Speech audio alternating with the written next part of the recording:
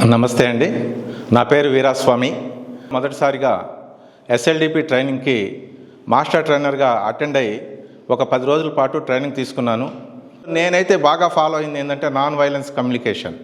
దాన్ని ఫాలో అవడం ద్వారా మంచి ఫలితాలను పొందగలిగాను.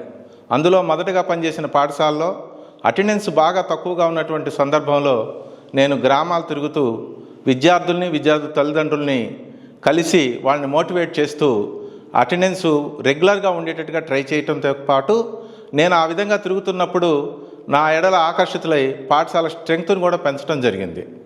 అట్లానే ఇంక్లూజన్ ఎడ్యుకేషన్ మెయిన్. ఎందుకంటే ఆ స్టూడెంట్స్ని నేను గ్యాదర్ చేయడంలో, వాళ్ళకి విద్యను అందించడంలో మిగతా వాళ్ళు ఇన్స్పైర్ అవ్వడం, దాని తర్వాత వచ్చేసి ఇన్ఫ్లుయెన్స్ వితౌట్ అథారిటీతో నేను పనిచేయడం, పేరెంట్స్తో మాట్లాడటం, ఇలాంటి కార్యక్రమాలన్నిటి వల్ల కూడా నాకు స్ట్రెంగ్త్ పెరగటమే కాకుండా విభిన్న అంశాల్లో, ఉదాహరణకి ఎన్ఎంఎంఎస్లో ప్రతి సంవత్సరం ఒక 9, 10, 11, 12 రావడం, ఆ తర్వాత మనబడి మన భవిష్యత్తు స్కీమ్ కింద మా పాఠశాలకి 13 రూములు రావడం, 1,20,00,000 రూపాయలు శాంక్షన్ కావడం, నా ఆధ్వర్యంలో ఒక 10 రూములు అక్కడ కన్స్ట్రక్ట్ చేసిన తర్వాత తప్పనిసరి బదిలీల్లో నేను మరొక పాఠశాలకు 23 వెళ్ళడం జరిగింది.